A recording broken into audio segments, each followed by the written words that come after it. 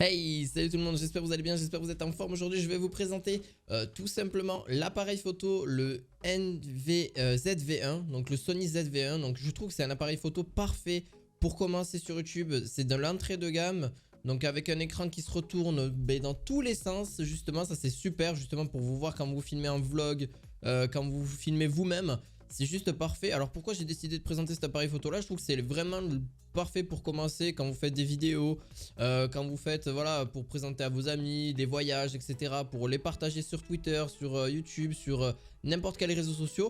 Elle est parfaite aussi pour commencer, pourquoi pas d'avoir une petite caméra pour le streaming, pour Twitch, pour YouTube. Ça peut être justement parfait. On va un petit peu en reparler après justement. En gros, c'est un appareil photo avec un petit impact qu'a sorti, petit compact qu'a sorti justement Sony. Le ZV1 embarque tout ce qu'il y a dedans pour pas trop cher, qui tient dans la poche.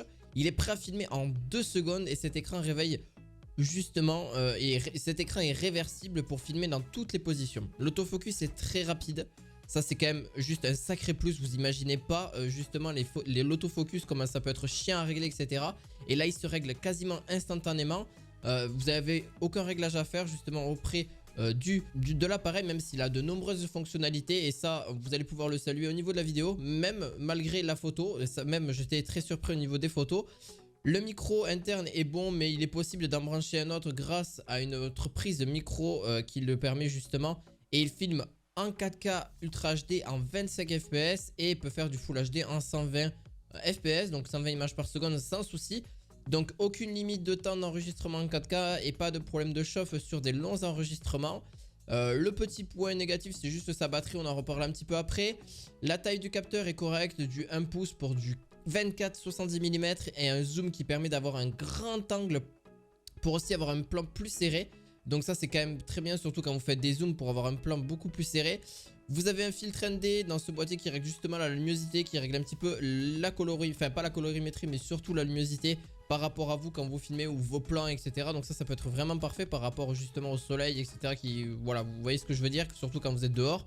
Et enfin une sortie HDMI pour pouvoir l'utiliser si vous faites du streaming. Son prix est vraiment pour commencer à 799 €. Vous pourrez retrouver tous les liens en description. Je vais aussi parler du micro, je vais aussi parler du grip que j'utilise, donc enfin du grip aussi que vous pourrez avoir directement. Et aussi une carte mémoire justement parce qu'on va un petit peu en reparler de la carte SD.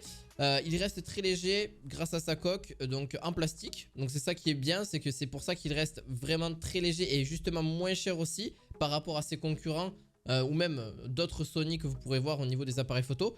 Et souhaite mettre le paquet sur la vidéo et l'ergonomie pour permettre de faire des meilleures vidéos possibles. Évidemment on peut faire des photos et de bonne qualité. La stabilisation, bon la stabilisation en vrai elle est vraiment bonne, elle est vraiment très bonne. Si vous activez justement, faites bien attention d'activer le steady shot.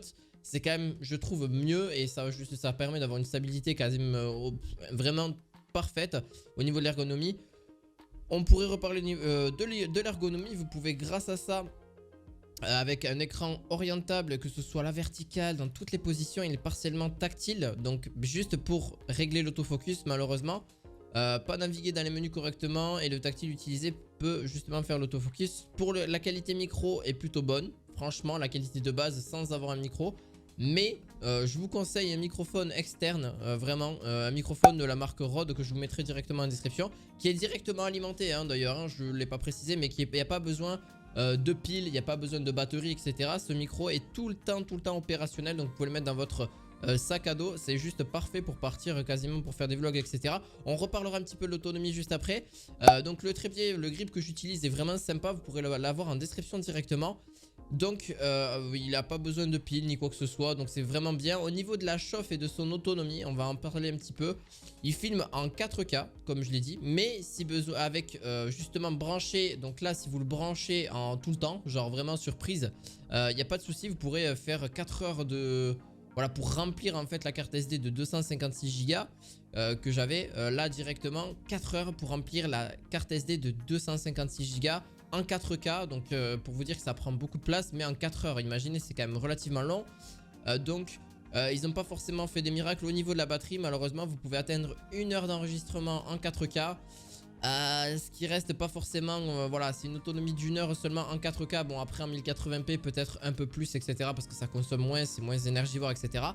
Alors oui, je parlais tout à l'heure du streaming. Alors le streaming, vous avez juste à mettre un camlink. Donc un camlink, c'est quoi? Je vous le mettrai en description aussi. Ça vous permet justement de filmer justement avec le logiciel OBS, de pouvoir connecter votre appareil photo, n'importe quel appareil photo, caméscope, etc. Vous pourrez les brancher dessus et de connecter en micro HDMI sur votre ZV1. Et là vraiment peut-être même mieux que certaines webcams. Alors même si à l'heure d'aujourd'hui les webcams sont très bonnes aussi, je parle des Logitech en général, où j'avais fait pas mal de vidéos dessus d'ailleurs. Vous pourrez retrouver d'ailleurs cette première caméra directement en description. Comme je l'ai dit aussi, franchement très très bonne, vraiment pour vraiment conclure aujourd'hui. Une première caméra avec beaucoup de fonctionnalités que j'aurais d'ailleurs aimé avoir quand j'aurais commencé YouTube il y a quelques années de ça. Moins de 1000 €, vous avez tous les équipements quand même avec moins de 1000 € et tous les équipements qui seront d'ailleurs en description. Franchement très sympa, même moi je suis très surpris par cette caméra là qui offre beaucoup de fonctionnalités différentes. Alors oui, j'ai pas forcément été dans les aspects techniques, j'ai parlé rapidement de la stabilisation qui est très bonne aussi.